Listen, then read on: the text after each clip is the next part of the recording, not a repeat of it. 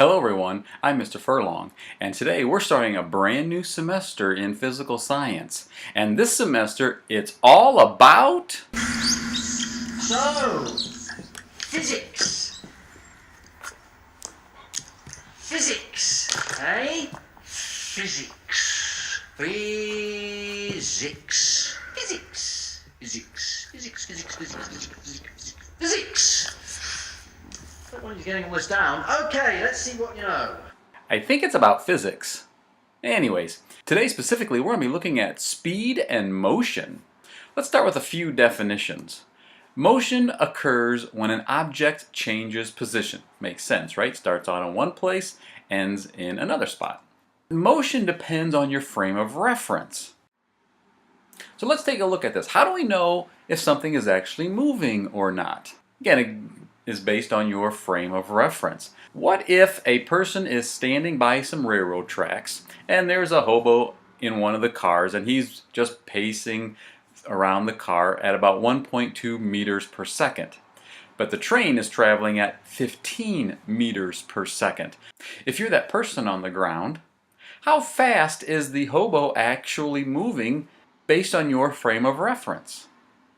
Well, if you said 16.2 meters per second, you'd be right, because the train is moving at 15 meters per second, and the hobo is walking at 1.2 meters per second in the same direction, hence it's going to appear like he's moving at 16.2 meters per second. However, if you are the hobo on the train and you look out and you see this man standing on the side of the tracks, how fast is it going to look like that he's moving? If you said 15 meters per second, you'd be correct because you're traveling at 1.2 meters per second walking on that train car, but the train is moving past that person at 15 meters per second. And so he's going to go by very fast. So here's another example of this. Once you go into hyperspace, you're traveling faster than the speed of light, but the person sitting next to you doesn't look like they're moving at all. If only we could do that someday. A few other definitions that we have to have an understanding for before we can go along and talk about things like speed is distance versus displacement. Displacement is the distance and direction of an object's final position from the start. So let's say, for instance, that we are on a track and you're running the 100-meter dash. So down here is the starting position, there's the finish line. If you were to run 100 meters, your displacement would be 100 meters. Makes sense, right? But let's say that you are running the 400-meter dash. And so you start here at the starting line. Hopefully you stay in your lane when you do this. And we go around the track. We're going to go around once, but this point, the finish line is the same as the starting line. So the distance that we traveled was 400 meters, but our displacement is 0 because we stopped in the same position that we started. So displacement is simply how far are you away from start to stop. If your starting and stopping is the same point, your displacement is 0, but your distance could be a great distance. So a couple of definitions then for this. Speed is the distance that an object travels per unit of time. So we have to have two variables here. How far did they travel and how long did it take? Velocity, on the other hand, is speed in a certain direction. So these are two very similar ideas. Velocity is simply saying, hey, this person is running at 7 miles per hour in a northerly direction. So an example of this is a merry-go-round. You know those things on playgrounds? A merry-go-round can have a constant speed, but has a constantly changing velocity. So for instance, here you are on a merry-go-round. The speed is constant, however, you are always changing directions every moment. So your velocity is constantly changing. Never mind that there's a dog on the merry-go-round with you. So how do we calculate speed? Well, we're going to use a very simple formula. It is simply distance divided by time. Any equations that we're going to be using, this is the only equation that you'll be getting on the test. But using this formula, you should also be able to calculate the distance an object travels, or maybe how long it took for an object to travel from one place to another.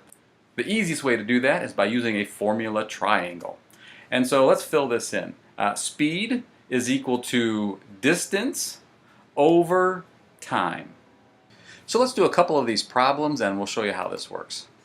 So the first problem, an elevator travels a distance of 220 meters from the first floor to the 60th floor in 27.5 seconds. What is the elevator's average speed?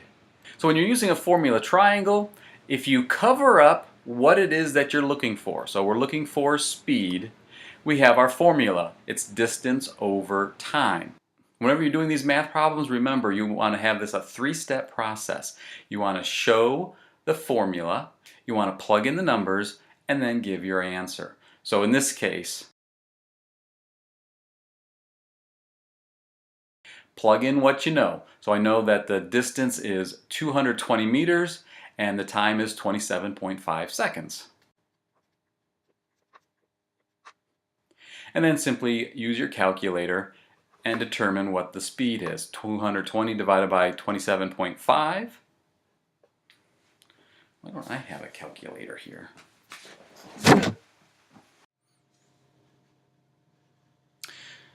So I'm just going to use the calculator in my head, and that's about, I think about 8, and the unit is meters per second. Now let's look at another one. The distance from Ohio Stadium, the Shoe, in Columbus to Michigan Stadium, the Big House, in Ann Arbor is 190 miles. If it takes the Michigan football team 3 hours and 50 minutes to get home after another defeat to the Buckeyes, what will be their average speed? So again, we're looking for speed, and so we want to cover that up. Our formula is now distance over time. So I will write the formula. And we will find the distance, which is 190 miles. The time is 3 hours, 15 minutes. So here's what we have to do. We have the 190 miles, but we have two units for time. We have hours and minutes. So what we need to do is convert minutes to hours.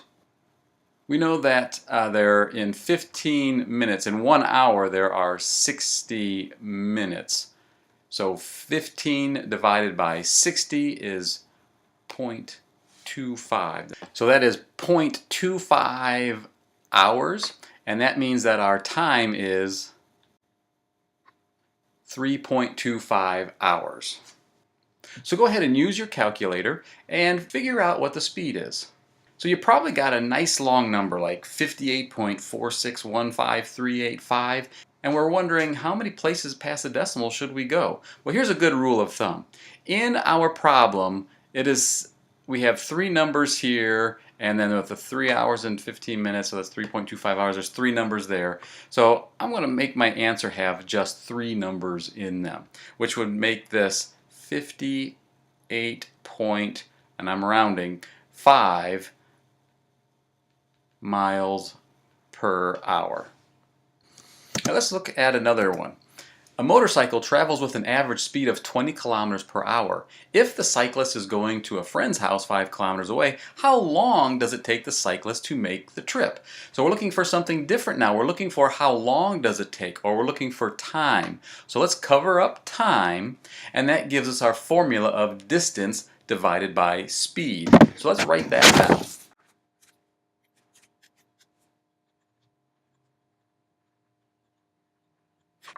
So what we know is the distance is 5 kilometers, the speed is 20 kilometers per hour, so let's plug in our numbers.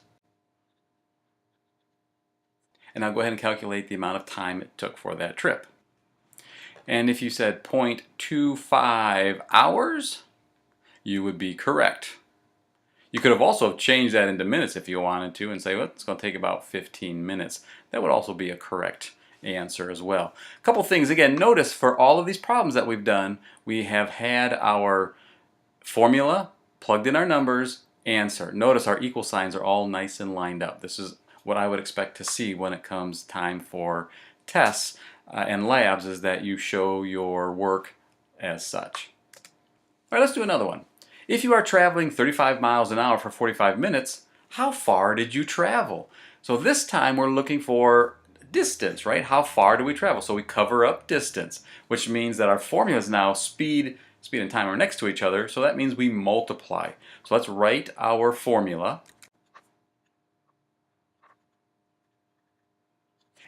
And let's plug in our numbers. So we have 35 miles an hour, and we have 45 minutes. So the speed, 35 miles per hour. The time is 45 minutes. So again, we can't just put in 45 minutes because we have a unit of hours here. So we have to convert 45 minutes, and we know that in 1 hour there is 60 minutes, and that gives us 0.75. So the time is 0.75 hours. Hours cancels out. 35 times 0.75 is 26 miles. And again, I'm rounding that. Both of the numbers in my problem only have 2 numbers, so my answer has 2 numbers. And that's all it takes to calculate speed. So make sure you know the difference between displacement and distance, the difference between speed and velocity, and be able to use that formula triangle for speed. We're going to be doing some activities that help practice this in class. And I'll see you then.